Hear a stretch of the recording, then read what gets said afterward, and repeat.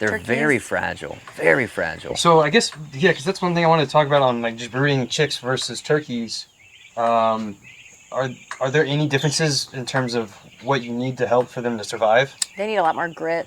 So getting grit in there for them, which is in the little pan here, Big difference for them. we'll do like multiple watering options. So for the ones that just don't get the nipple system, we've got a little jug there for them. They need to learn. They're very inquisitive, but they need to be like mothered and taught things. But or like- they find ways to die. Like with that 5-gallon bucket, it's got the little nipples on the bottom that they can peck at and get their water. Well, they'll also try to roost on the bucket and then they'll fall in and die and drown.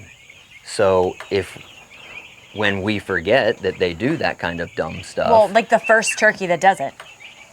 Like it's because they aren't flying initially. They aren't doing all that, and all of a sudden one flies and it lands right in the water bucket. Yeah. And you So lose then turkey. you come out here in the morning to do water and there's 2 little dead turkeys in there and you're like, Yeah. well, Oh, that everyone's sucks. flying now. Yeah. Now I remember that we're supposed to do that. Yeah, how long do these stay in here for the turkeys? So the turkeys are in the brooder. We usually try to keep them in there 5, maybe 6 weeks. It just depends. If we know we're gonna have like a really rainy, nasty week, like they'll die out there.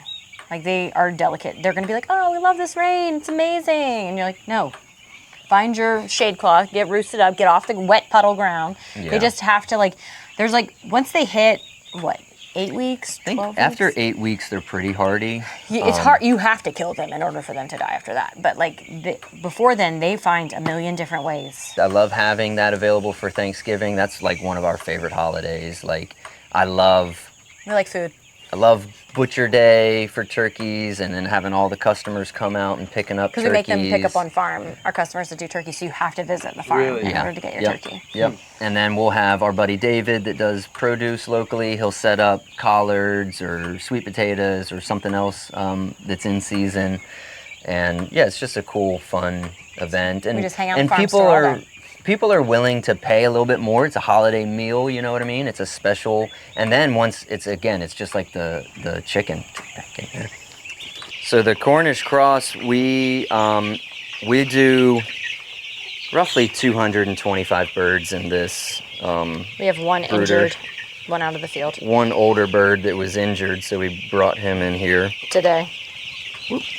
But yeah, what we'll do is when they start out, when we get them shipped to us, a couple of 2 days old, we'll kind of block off this other section. We'll have these lowered, or we can raise and lower them based on the weather, how warm it is. But then, like I was saying earlier about just the radiant heat, as this is all composting under our feet, it gives off some heat for them. Yeah, and then I found these water lines out of just a traditional chicken house, and that really mitigated the amount of water we were wasting. Every time the chicken would peck the nipple, they'd get a drop of water and the ground would get a drop of water. So we're refilling 3 times a day. So now with the little cups, I'll have to come through and kind of scrape out some of the shavings that they throw in there, but every time they hit the nipple, they'll get a little and the cup gets the rest, and so we're saving a ton of water, especially out in the field. That's And the biggest time. thing. Yeah, and time, yeah. care. And Yeah. just being concerned about it. What's the thing with just agriculture too? Those little things, what you just described, it's just like the most minute little detail, but multiply that times infinity. Right. Yeah. And that's why it might seem like only 1 second, but again, The mental load is much higher. Well, and I And- think that's how we got to factory farming. They Yes. improved it to the point that it was very convenient for the farmer, but we lost all the human aspect that we were putting into the animal. So Yeah. we have to find that balance yet again and keep it. Because everything we do is scalable. Like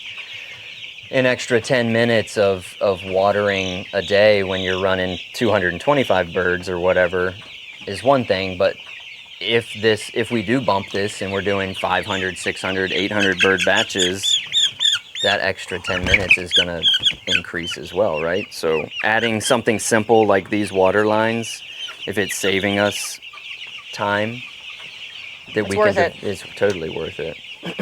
This year has been probably, I don't want to say the worst year for getting chicks, but it's been interesting. getting live chicks on the farm this year has been pretty rough. Started out really rough, which It got a little better. we plan everything in January as far as our chicks. Like we order them. We order all of our poultry in January, plan the entire year, when they're going to arrive, when they're going to get butchered, all of that. And then we base everything else on the farm around that. Yeah. And our family. And right, like our family And our social stuff. engagements and church So stuff. when that first batch ends up showing up a week or 2 weeks late or not whatever. at all, as several did this So year. we've had a couple of Several batches. just didn't even show up. Yeah, yeah. they didn't ship them. The The hatchery forgot. just didn't even ship.